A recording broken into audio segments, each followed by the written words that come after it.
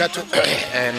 meesha hadda aan joogno waa xarunta Pizza House oo musiibo ay ka dhacday laba cisho kahor. sidaad aragtaan juudan quruxda badan ee dhalinyaradan halkan isku xilqaamay waxay u taagan yihiin in ay nadiifsadaan goobtoodii. goobtan sidaan ognahay waxay ahayd goob dhalinyaro oo fikir badan oo laga heystay magaaladan bedeshay meel aad u qurux badan oo loo soo nasasho tago ardayda jaamacadaha dhalinyarada magaalada carruurta iskuulada aada meel isugu yimaadaan ahayd. marka waxaan rabnaa walaalihii fikirkan quruxda badan lahaa meeshaan noo sameeyey quruxda badan inaan la taaganahay garabkooda nahay nadaafadii maanta aan kala qayb qaadanayno. waxaan rajeynayaa insha Allah inaan dhismahana kala qayb qaadano hadduu Ilaahay yiraahdo. Pizza House oo ka qurux badan Pizza House sidii la yaqaan inay dib u soo noqoto taa waxay caddeyn u tahay dhalinyarada iyo ummadda Soomaaliyeed inay diideen inay isdhiibaan. taasna waa astaan u gaar ah dhalinyarada Soomaaliyeed oo intaasoo sano dhibaato ku soo jirtay haddana weli diyaar u ah rajo iyo muxuu ahaa dhiiranaan iyo kalsooni weli ku shaqeynaya. marka waxaan rajeynayaa insha Allah maanta sida u jeedo qofka maqan mala dhalinyarada Soomaaliyeed ee halay kuwii iskuulada jaamacadaha dhalinyarada iyo shaqaalaha dawladda ahaa. marka ma sha Allah aad ugu faraxsanahay washaa. marxin magacaygu waa Muno Xasan waxaan ka mid ahay dhalinyarada u dhaqdhaqaaqda arrimaha dhalinyarada. maanta waxaan joognaa xaruntii Pizza House dhibaatada iyo musiibada ay ka dhacday. ummadda Soomaaliyeed runtii waa uga tacsiyeynaa musiibadii ka dhacday meeshaan. Pizza House ma ahayn meel qamri lagu cabo, ma ahayn meel faqsi ka jiro, ma ahayn meel shiishad lagu cabo, meel ummadda lagu dhibaateeyo ma ahayn. waxay ahayd meel dhalinyarada Soomaaliyeed ay isugu timaado isla markaana ay isxilqaameen dhalinyarada Soomaaliyeed ee waddanku wax ku baratay ee waddanka aanan ka bixin inay dhalinyarada kala helaan meel ay ku sheekaystaan ku qaxweeyaan isku xaq wareystaan isku warbixinada ku kala qaataan. marka nasiib darro waaye in meelihii dhalinyaradii isxilqaamtay ee kummiga ku dar maxaa haysaa iyo intaanan hayaa ku dhistay meel lagu nasto in loo arko meel ummadda lagu dhibaateeyo inay tahay dhibaatada noocaan ay ka dhacday. ma istaahilaan dhalinyarada Soomaaliyeed dhibaatada ku soo barbaartay ee dhibaatada wax ku baratay in dhibkan loo geysto. marka annagana waxaan u taaganahay meeshii shalay dhalinyarada kala dumiyeen inaan maanta dhisno. waana garab taaganahay dhalinyarada Pizza House ee isxilqaantay iyagu dhabarka u xirtay inay soo nooleeyaan bilicdii in la helo dhalinyaro meel ay ku kulanto. waa dhisaynaa haddii dhalinyaradu ay dumiyaan waxa dumiyay waxaan aaminsanahay inay tahay dhalinyaro. innaga oo dhalinyarana waxaan u taaganahay inaan dhisno. marka ummadda Soomaaliyeed message-kan u dirayna waxay tahay aan ka wada qayb qaadano anna isxilqaan aan muujino waddankan innaga iskale. maalin walba haddii la burburiyo maalin walba la dhibaateeyo dhalinyaradii la baabi'iyo waxay noqonaysaa meel eber. laakiin innaga dhalinyarada Soomaaliyeed dhalinyaradu istaagtay waddankan inay rajadooda soo celiyaan ma ka quusan doono. waa taagnaanayna insha Allah. waana Maasanta University. بسم الله magacaygu waa Xasan Maal Xasan. maanta waxa soo jeedaan waxa u taaganahay inaan soo celino bilicdii ay lahayd Pizza House taasoo dad si arxan darra u weerareen. waxaan leenahay dumiya annagana waa dhisaynaa mana kaniga jabin inaan soo celino bilicdii Pizza House. TV-guna Farsal ku maadsan yahay maashigi booqashada oo la soo booqday iyo wareysiga. waxaan rajeynaynaa insha Allah dhalinyarada inta joogna inaan isxilqaano qof kasta waxay qaban kartaa dhinaceeda ka qabato si aan u soo celino bilicdii iyo nasiinadii aan ku haysan Pizza House. kulligeen waxaan nahay Pizza House family waan ka shaqeynaynaa waana soo celinaynaa bilicda si kasta loo dumin insha Allah. waxaan u taaganahay inaan bilicdeena soo celino toban ma haddii xataa ay wax ka dhacaan.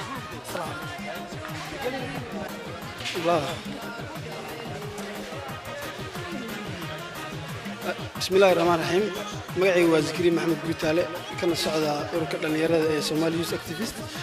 meeshan waxa uu maanay inaan ka qayb qaadano dib soo celinta inaan ka qayb qaadano olole nadaafadeed oo dib loogu soo celinayo bilicdii Pizza House maadaama meeshan musiibo ay ka dhacday dad Soomaaliyeed aan waxba galabsan oo shacab ah ay wax ku gaareen.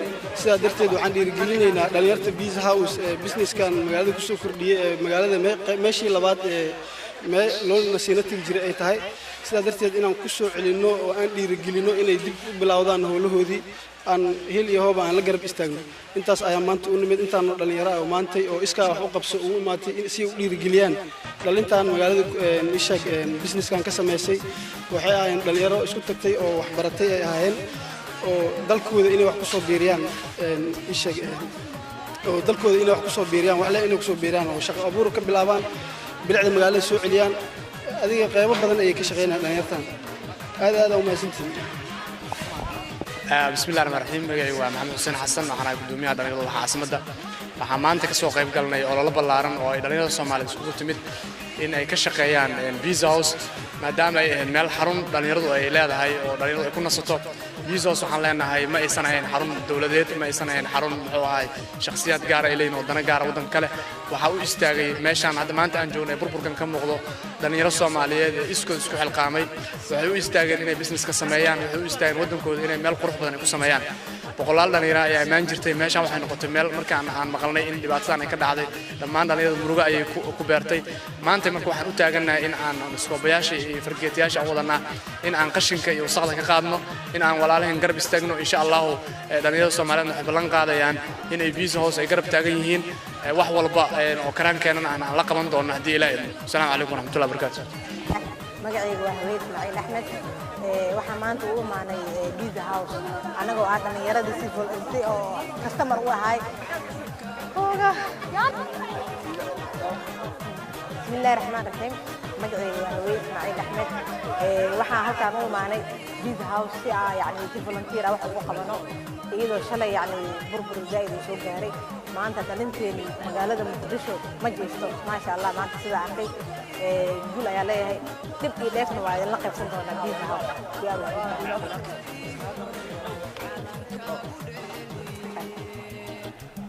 سؤال مرتين إنه ويديس مسوا أنا في حكي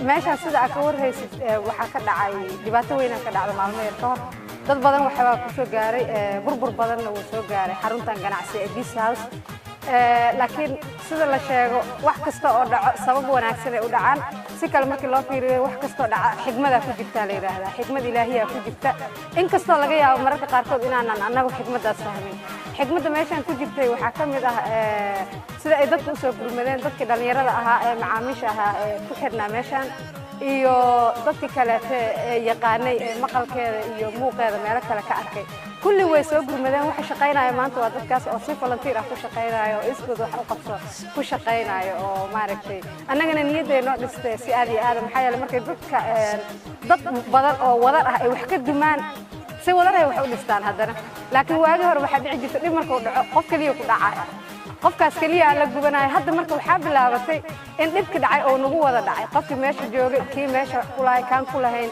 kii ka maqnay kulligan dhibku nagu wada dhacay inta naga dhimata Allah u naxariisto laakiin waxaan isleeyahay qadarta Ilaahay ayadana wax la baaji kara maaha annaga soo hadda waxa yiri diilada leh waxa magaalada Muqdisho ka bilowdo ah in dadku isu gurmadaan meesha duntay ay rabaan inay dhisaan ayagu dhisaan qashinka iyo burburka yaalanay ayagu xaqayaan gacmooda ku xaqayaan marka waxay noo noqotay dhiirigelin weyn noo noqotay inta badan waxa waaye qof kaliya wax ka halaag jirin laakiin hadda bulshada wax ka halaagay